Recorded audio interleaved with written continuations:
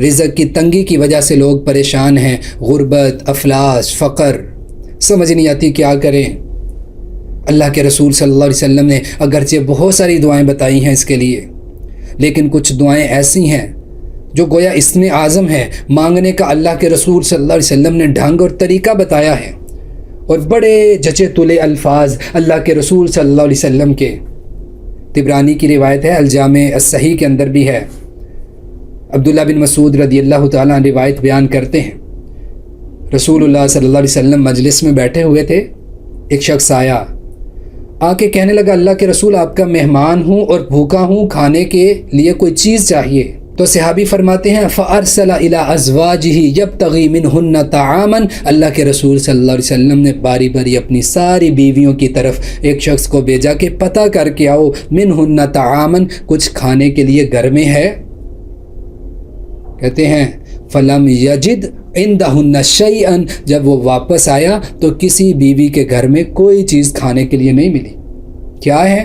فقر، بھوک، مفلسی، کھانے کے لیے کچھ نہیں ملا۔ ازواج کی تعداد آپ کو معلوم ہے، اتنے گھروں میں سے کھانے کے لیے کوئی چیز نہیں ملی۔ اللہ کے رسول صلی اللہ علیہ وسلم اس وقت اپنے رب سے رابطے میں آ جاتے ہیں۔ حدیث کے الفاظ ہیں، اللہ کے رسول صلی اللہ علیہ وسلم نے اس شخص کی طرف دیکھا جو شخص بھوک کی وجہ سے بیٹھا ہوا تھا اور اللہ کے رسول صلی اللہ علیہ وسلم کا مہمان ہے۔ گویا اللہ کے رسول کو وہ تیقن، وہ توکل اللہ رب العزت کی طرف بلانے پہ، کال ملانے پہ کہہ رہا ہے کہ اپنے رب سے رابطہ کیجئے۔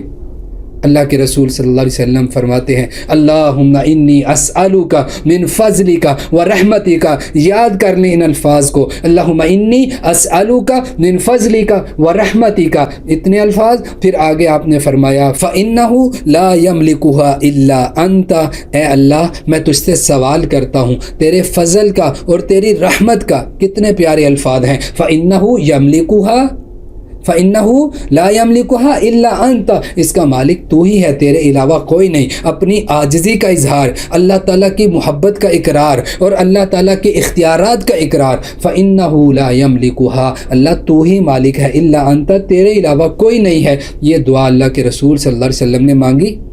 تھوڑی دیر گزری، ایک شخص آیا بکری کے گوشت کا ایک حصہ بنا ہوا لے کر، تو آپ نے اس شخص کو دے دیا کہ گویا کیا ہے کہ آپ نے فوراً اپنے رب سے مانگا کہ اللہ تعالیٰ کی حمد و ثنا بیان کی، اللہ رب العزت کے سامنے اپنی عاجزی کا اظہار کیا۔ جو شخص اپنے آپ کو گرا لیتا ہے، استغفار کرتا ہے، توبہ کرتا ہے، رجوع کرتا ہے، اللہ تعالیٰ سے انابت کا اظہار کرتا ہے، اللہ تعالیٰ اس کے اس جملوں پر، اللہ تعالیٰ اس کے اس انداز پر خوش ہو کے اس کو رزق دیتے ہیں۔ استغفروا ربکم انہ کان غفارا یرسل السماء علیکم مدرارا ویمددکم باموال وبنین، اللہ تعالیٰ اولاد بھی دیتے ہیں، بیٹیاں بیٹے دیتے ہیں، رزق دیتے ہیں، بارش برتاتے ہیں استغفار کی وجہ سے۔ اس دعا کو یاد کر لیں۔ اللہ کے رسول صلی اللہ علیہ وسلم نے دیکھا وہ گوشت آیا تو آپ نے فرمایا فَإِنَّ هَذِهِ رحمت اللہ، اللہ کی قسم یہ اللہ تعالیٰ کی رحمت ہے۔ کوئی چیز مل گئی تو اللہ کا شکر، یعنی لینے سے پہلے بھی انداز بتایا ہے، ملنے کے بعد بھی شکر کر کے بتایا ان شکرتم لازیدنکم، کہ تم شکر کرو گے تو اللہ تعالیٰ اور زیادہ دیں گے۔